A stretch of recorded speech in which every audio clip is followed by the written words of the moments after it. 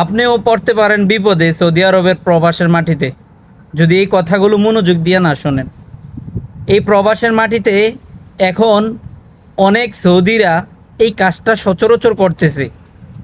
কইরা, যদি আপনার পাশে ইকামা থাকে, আপনার পাসপোর্ট যা থাকে, আর যদি আপনি প্রবাসে নতুন হন, তাইলে তারা এই সমস্যাটাতে বেশি করে।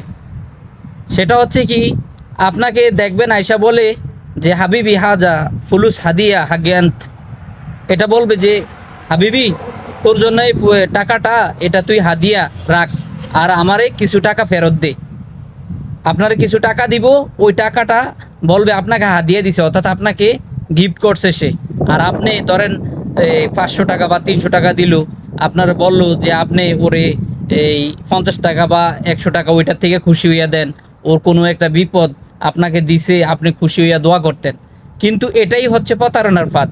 আপনি যদি ওর টাকাটা হাতে নেন, নেওয়ার পরে সে কি করব, সে লোকজন জড়ো করায়, কারণ তার রাষ্ট্র, সে যা বলে তাই বিশ্বাস করবে, আর সে আরবি জানে, আপনি তো দৈরেই সেগুলো জানবেন না। তো আপনাকে এই বিপদে পালাইয়া আপনার কাছে যা থাকবো আপনাকে ব্ল্যাকমেল করবে যে তুই যদি এগুলো না দেস, তাইলে টাকা না দেস, বা তুই যদি এই ইকামা নিয়ে যাবে, তখন আপনি মহা বিপদে পড়ে যাবেন। তো প্রবাসের মাটিতে সাবধানে থাকবে।